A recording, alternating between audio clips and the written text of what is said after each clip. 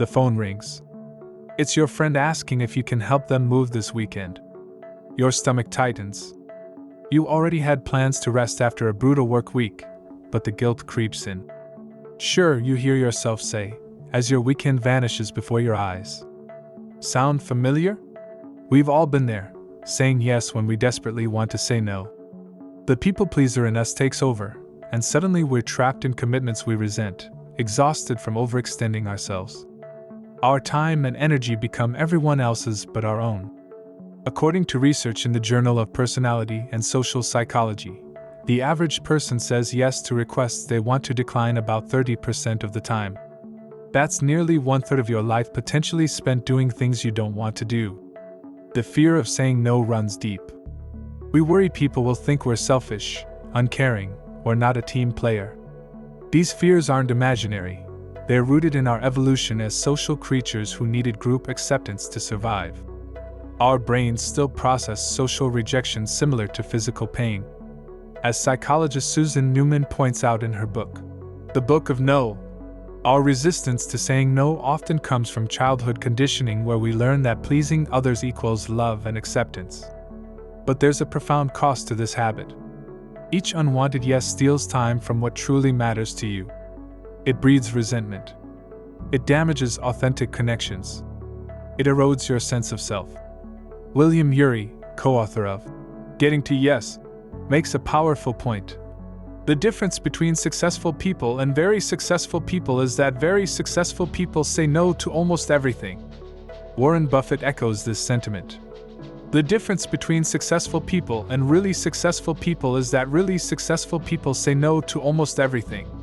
Saying no isn't about being difficult. It's about being honest, with others and with yourself.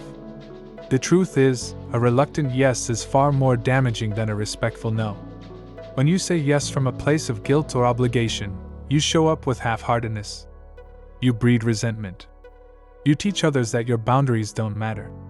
So how do you break the yes cycle? Here are practical strategies for different scenarios you face daily. For close friends and family, try the honest sandwich approach. Start with appreciation. I love that you thought of me. Deliver your no clearly. I can't make it this weekend. And end with care. Can we plan something for next month instead? The key is avoiding what psychologists call cushioning.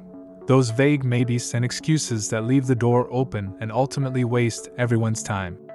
For colleagues, be direct but warm. Thanks for thinking of me for this project.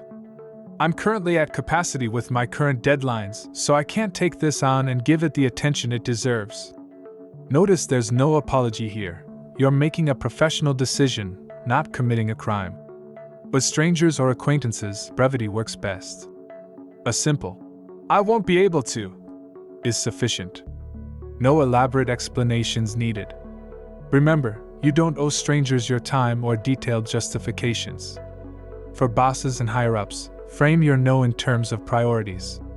I'd be happy to take this on, but want to be transparent that it would require shifting my focus from Project X. Which would you prefer I prioritize? This approach demonstrates professionalism while still protecting your workload. In daily life, with salespeople, donation requests, or social invitations, practice the phrase, "That doesn't work for me." Its beautiful simplicity offers no hooks for people to grab onto and try to convince you otherwise. When I first tried these approaches, they felt awkward. My voice would shake. I'd apologize immediately after. But with practice, something remarkable happened. I noticed people respected me more, not less. The relationships that mattered grew stronger through honesty. And those that couldn't handle my boundaries probably weren't healthy connections to begin with. Philosopher Immanuel Kant spoke of treating people as ends in themselves, not means to an end. When you say yes out of guilt, you're using yourself as a means to avoid discomfort rather than honoring your authentic self. You're also not giving others the dignity of relating to your true feelings. The irony of saying no is that it creates space for more meaningful yes. By declining what doesn't align with your values and energy, you make room for what truly matters. As Greg McKeown writes in Essentialism, "If you don't prioritize your life, someone else will."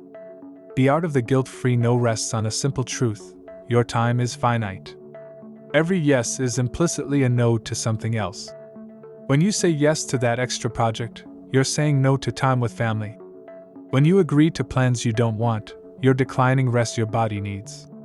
Making these trade-offs conscious rather than defaulting to yes is an act of self-respect. Start small. Practice saying no to low-stakes requests. Notice the feelings that arise, the guilt, the fear, the relief. Let them be there without acting on them.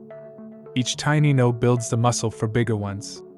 Psychologist Brené Brown points out that the most compassionate people are often those with the strongest boundaries.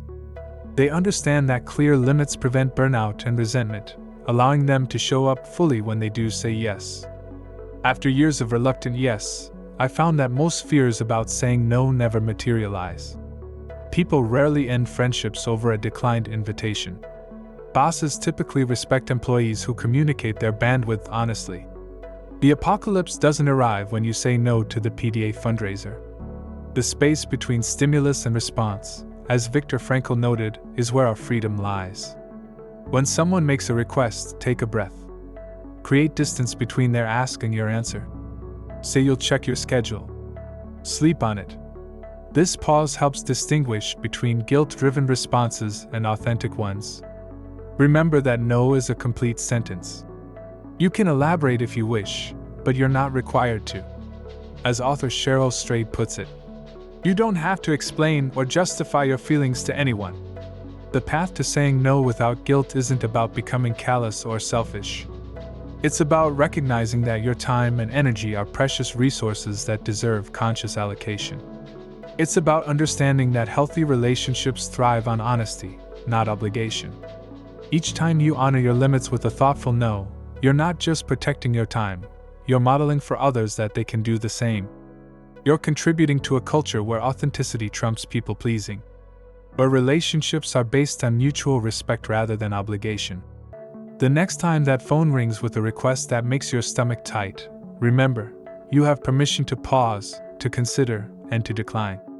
The most generous gift you can give others isn't your reluctant yes, it's your honest answer, whatever that may be. Your time is your life. Spend it on purpose.